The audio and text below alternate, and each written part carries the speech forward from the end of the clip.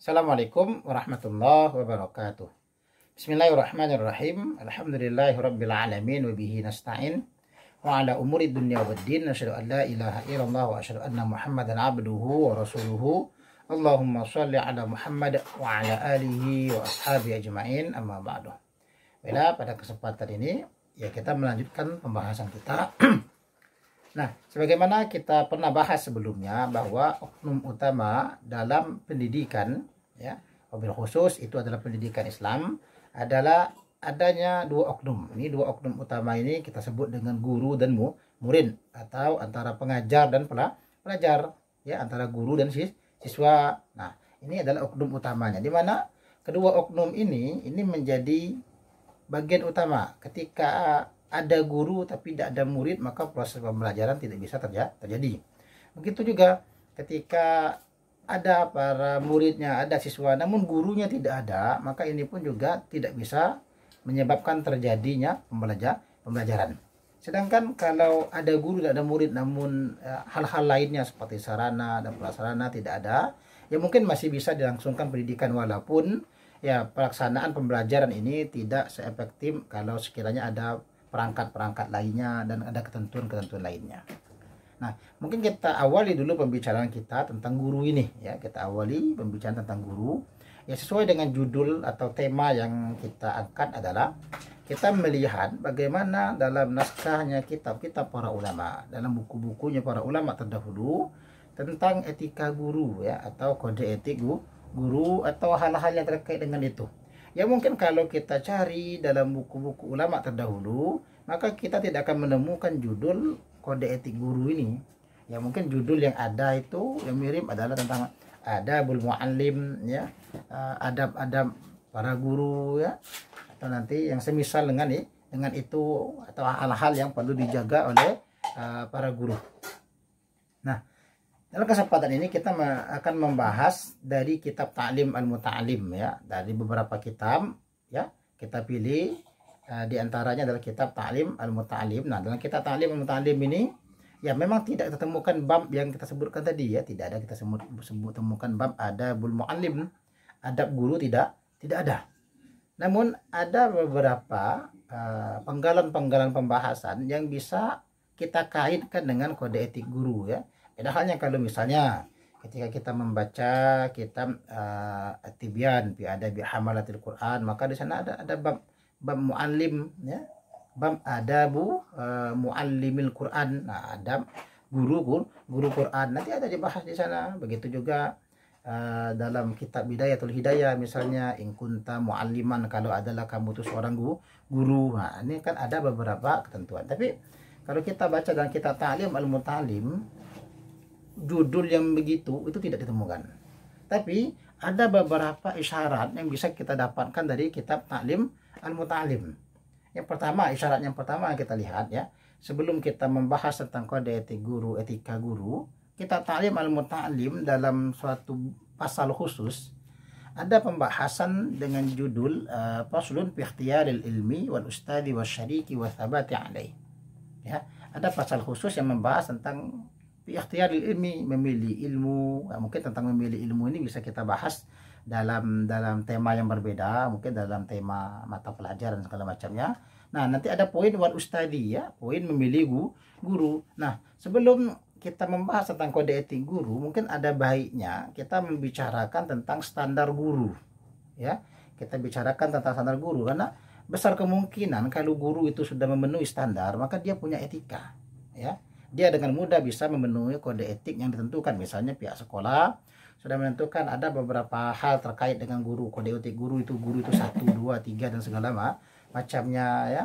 Atau nanti ketika kita menggunakan bahasa mungkin adab guru, ya, maka guru yang sesuai standar kita meyakini mereka bisa beradab dengan adab yang baik. Namun guru yang belum memenuhi standar, ya, guru menurut tetap bisa beradab dan beretika dengan baik. Ya, tentu ketika ada yang sesuai dengan standar dan etikanya bagus, tentu ini lebih diutamakan, ya. Ya mungkin ibarat kalau di era kita sekarang, ketika memilih guru tentu mungkin ada standarnya, misalnya ngajar di SMA atau di MTS atau di keahlian. Nanti biasa ada persyaratan minimal pendidikan S1 ya, apa dalam sesuai dengan jurusan. Misalnya kalau ingin mengajar di matematika, tentu yang dicari adalah sarjana pendidikan matematika. Kalau dicari guru bahasa Arab, tentu guru yang akan dicari dengan standar kualifikasi pendidikan S1 pendidikan bahasa Arab atau ya, S1 bahasa dan sastra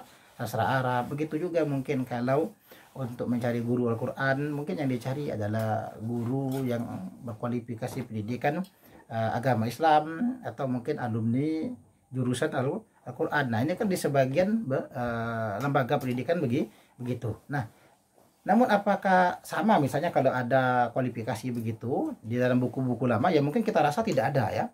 Dalam kualifikasi pendidikan buku-buku yang lama, ya tidak ada kualifikasi pendidikan harus tamatan S1, tamatan S2, karena ya jenjang S1, S2 ini kan sejak kita masuk ke era modern saja. Namun di era klasik tentu hal ini tidak ditemukan. Maka dalam kitab Ta'lim al-Muta'allim ketika berbicara tentang guru, ya ini murid, ketika murid ingin memilih guru, yang pertama ada rekomendasi dari pengarang kitab Ta'lim al-Muta'allim. Apa kata beliau? Wa amma ikhtiyarul ustadi. Dan adapun memilih guru, nah ini mungkin poin utama kita adalah fayambaghi an yakhtar al-a'lama wal awra'a wal asanna. Ya. Apa kata Syekh Adzanuji selaku pengarang kitab Ta'lim al-Muta'allim? Kata beliau, fayambaghi, maka semestinya an yakhtara, ya bahwasanya memilih seorang penuntut ilmu itu ketika dia akan belajar guru seperti apa yang harus dia pilih, al-a'lama wal awra'a wal asanna. Ada tiga kualifikasi utama. Nah, ini kata pengarang kita Ta'lim al-Muta'allim ya. Ada tiga kualifikasi utama, ada tiga syarat utama yang guru ini adalah guru terbaik. Kalau memenuhi tiga syarat ini, maka ini adalah guru terbaik. Yang pertama apa? Al-a'lam. Ya, guru yang paling alim. Ya, guru yang paling mengetahui terhadap materi yang kita pelajari. Kalau kita belajar tentang fikih, tentu kita pilih guru yang pertama itu adalah guru yang memang betul-betul ahli dalam bidang fikih. Ya, ahli dalam bidang fikih. Maka tidak salah kalau kita lihat zaman sekarang ada upaya untuk menelusuri keahlian ini. Walaupun sebenarnya tidak menjamin juga. Ya, sarjana fikih belum tentu menjamin dia ahli fikih. Ya, magister fikih belum tentu menjamin dia betul-betul ahli fikih. Bahkan doktor fikih pun belum tentu menjamin ahli fikih. Tapi setidaknya ya orang-orang yang pernah mendidik menekuni pendidikan ini, mereka punya kesempatan khusus untuk mengkaji itu secara mendalam. Bukan berarti yang tidak kuliah dalam bidang fikih tidak ahli fikih. Bahkan banyak kita temukan ahli fikih tidak sampai kepada pendidikan tinggi ya. Namun kebanyakan mereka adalah tamatan pesantren yang, tapi di pesantren memang fokus membahas masalah fikih. Nah, kata Syekh Zanuji, yang penting itu alam ya. Zaman dulu ya, ini cerita zaman dulu ya, cerita zaman dulu memang tidak ada kualifikasi begitu. Ya, tidak ada S1, S2, S3. Jika mungkin zaman sekarang kita dibantu dengan pendidikan tinggi ini ya, kita dibantu dengan pendidikan tinggi ketika menyeleksi guru ya, nah kita terbantu dengan kualifikasi pendidikan tinggi. Namun penting juga ketika sudah kita mendapatkan, sebenarnya kita mengharapkan mungkin untuk guru fikih di sekolah kita atau di madrasah kita cukup tamatan S1 saja. Namun ketika ada yang beberapa orang yang mengajukan lamaran, misalnya ada yang tamatan S1 ya, ada tamatan S2, ada tamatan S3 masuk juga melamar guru di tempat kita, tentu mungkin ada perasaan yang berbeda ketika berhadapan S1 dengan yang S3. Kita mungkin akan lebih mengutamakan yang S3 karena secara jenjang pendidikan ya S3 tentu lebih tinggi. Maka ada penting ya ketika perekrutan itu ada namanya sesi wawancara, mungkin ya ada praktik micro teachingnya, proses gambaran dia mengajar, ada micro teachingnya, ada praktik amaliyah tadris di mana mungkin calon guru kita coba tampilkan bagaimana cara mereka mengajar. Nanti ada sesi wawancara, kita tanya tentang ya pemahaman dia tentang pendalaman materinya. Ini penting ya, karena memang dari situ ya, zaman sekarang kan seleksinya begitu. Nah, sehingga di zaman dulu ketika seorang murid kalau mau mencari guru, dia cari guru yang paling alim ya. Kalau ada di kampung itu atau di negeri itu, dia data dulu sebelum dia belajar, dia data terdapat di sini ada 10 orang yang paling alim daripada yang paling alim. Cari yang memang ahli betul, yang dedengkotnya kalau bahasa kita itu ya, yang memang gurunya dari para guru yang ada. Nah, kita kejar ke sana dulu. Itu poin pertama. Namun ini bukan poin terpisah kata pengarang kitab kita ya. Kalau kita lihat ya, gaya apa namanya Asy'ari beliau menggunakan diikat dengan huruf waw ya, diikat dengan huruf waw. Jadi rentetan pertamanya adalah yang paling alim, karena kita mau belajar, kita mau cari ilmu, tentu cari guru yang paling tinggi ilmunya. Yang kedua Pak, wal aura'a, ya, guru yang paling aura, yang paling warok ya. Kalau warok itu saja sudah ihtiradu anil haram, guru tersebut menjaga dirinya, menjauhkan dirinya dari perkara haram. Nah, sekarang dia bukan sekedar warok, kata pengarang kitab kita. Cari guru, data, ini guru yang paling alim, kemudian diseleksi lagi guru yang paling alim ini siapa yang warok. Siapa yang paling pandai menjaga dirinya dari perbuatan haram, ini bisa diamati ya.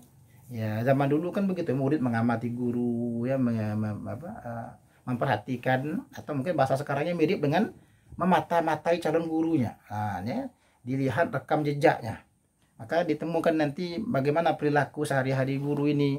Pandaikah dia menjaga diri dari perkara haram? Nanti kalau ditemukan dari 10 yang paling alim tadi, ternyata terseleksi ada 5 yang paling pandai menjaga diri. Nanti dari 5 ini seleksi lagi siapa yang paling warok. Kita bisa dapat lagi 5. Kemudian kategori terakhir ada 3 kata Syaikhul wal asan ya, yang paling tua. Ya, kalau paling tua mungkin bahasa kita sekarang bisa kita kategorikan sebagai ya guru yang paling senior. Kenapa dipilih yang paling tua, yang paling senior? Karena pengalamannya.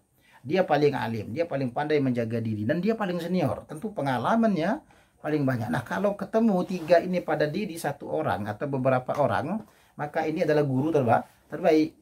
Pengarang kita memberikan sebuah testimoni lah, mungkin kalau bahasa sekarangnya, kamahtara Abu Hanifah rahimahullah Hammada bin Sulaiman ya, Hammada Sulaiman. Kata pengarang kitab kita, ini juga sudah terjadi ya. Pengarang kitab kita mengambil sebuah contoh atau sebuah testimoni, sebagaimana kata beliau, Abu Hanifah itu memilih seorang guru ya, yang bernama Hammad bin Sulaiman ya, Hammad bin Sulaiman. Apa kata pengarang kitab kita? Ba'da ta'ammuli wa tafkir. Itu beliau memilih Hammad bin Sulaiman itu bukan pilihan seketika, tidak. Itu beliau melakukan ta'ammul, perenungan, wa tafkir. Beliau berpikir tentang kriteria, diamati betul, sehingga apa kata beliau? Wajadtuhu syaikhan waquran haliman saburan fil umur. Saya temukan ya bahwasanya Syekh Hammad bin Sulaiman ini adalah seorang syekh ya, seorang tua ya, seorang guru yang wakur ya, yang berbudi pekerti luhur, yang haliman, yang lembut, yang santun, yang saburan, yang sabar fil umur, dalam segala hal. Ya kan tadi, karena dia paling alim, tentu dia yang paling tahu keilmuan secara teori dan secara prakteknya. Dia paling warok, dia paling pandai menjaga dirinya dalam hal mempraktekkan ilmu.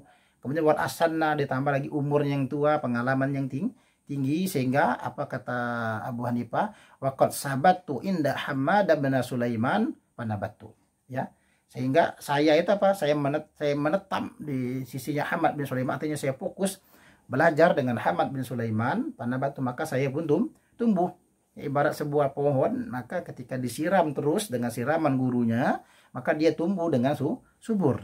Bahkan dalam satu riwayat dikisahkan bahwasanya Abu Hanifah belajar secara khusus dengan Hammad bin Sulaiman sampai Hammad bin Sulaiman ini sampai 18 tahun ya. Beliau ngaji secara khusus itu mencapai 18 tahun dengan seorang guru, fokus dengan satu guru, sehingga ya kita ketahui siapa Abu Hanifah ya, salah satu imam besar dari 4 imam mazhab utama ya, Imam Abu Hanifah, atau yang kita sebut dengan kenal dengan Imam Hanafi ya.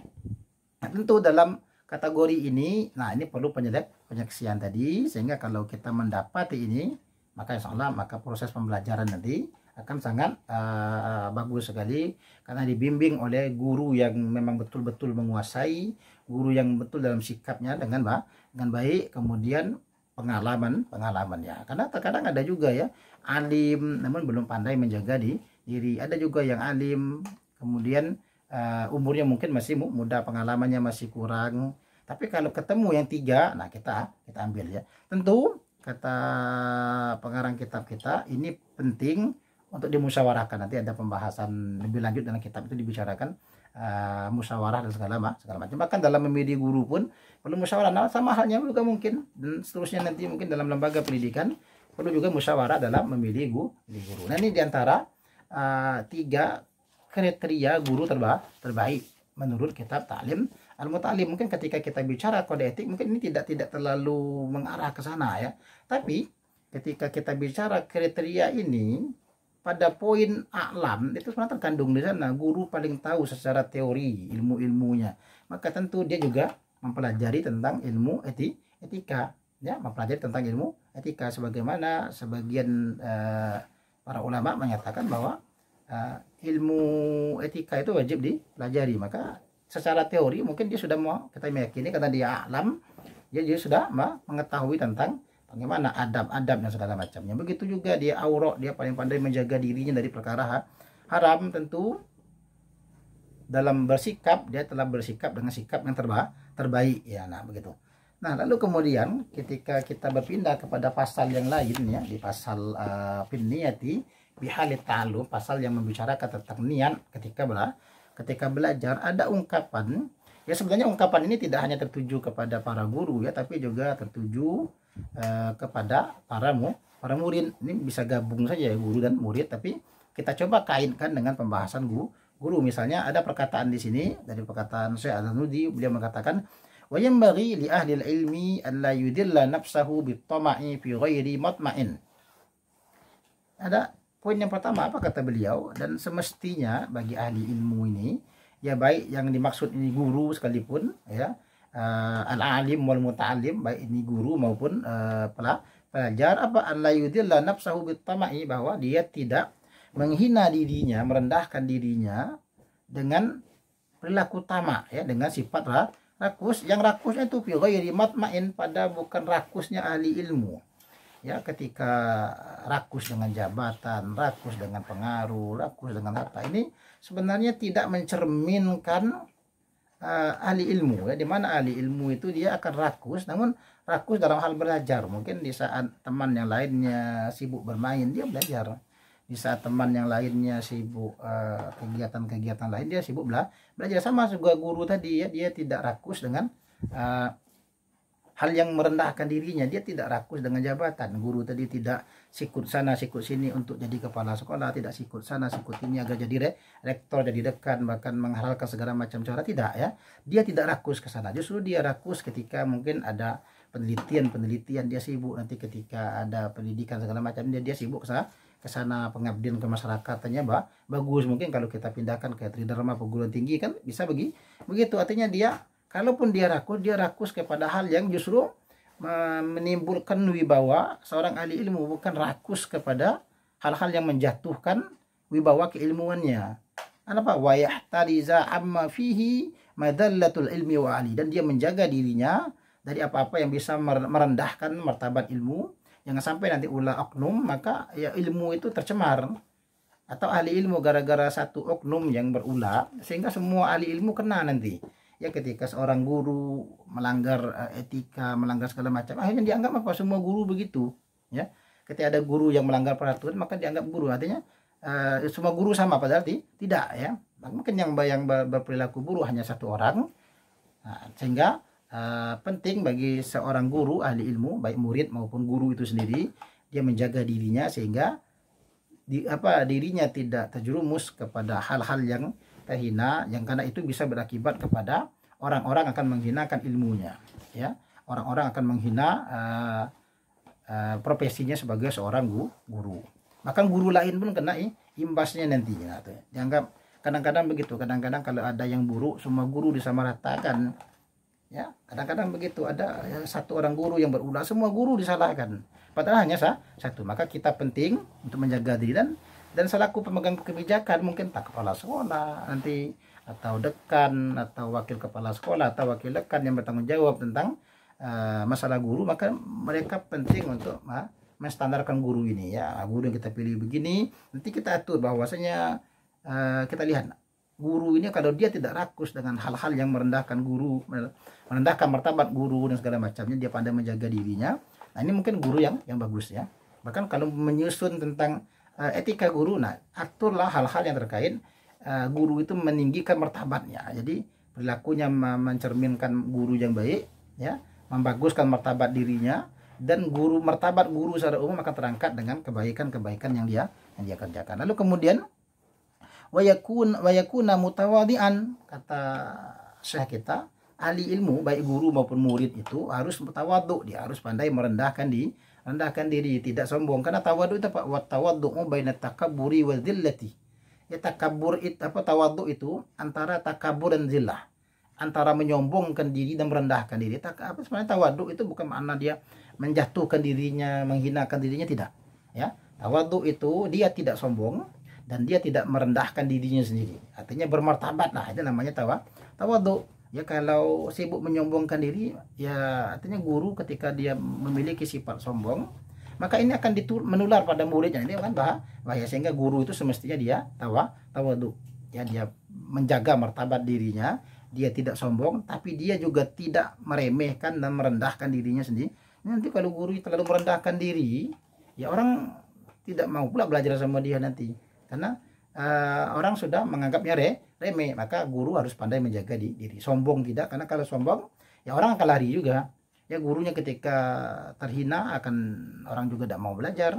Ketika gurunya sombong juga orang tidak mau belajar. Walaupun ilmunya tinggi, maka kategorinya kan a'lam, paling alim. Ya, wal aura, paling pandai menjaga diri. Wal asan, ya, dan paling tua umurnya, paling seni. Karena kalau guru yang sudah 3 tadi terpenuhi, dia akan tawadhu, dia akan mudah. Kalaupun dia belum tawadhu, dia akan mudah tawadhu. Dia tidak akan membanggakan dirinya, saya dulu begini, saya dulu begini dan segala macamnya. Tidak akan kita temukan kata-kata begitu, atau sikapnya yang angkuh tidak akan kita temukan. Kata pengarang kitab kita apa? Wa yu'rafu dzalika fi kitabil akhlaq.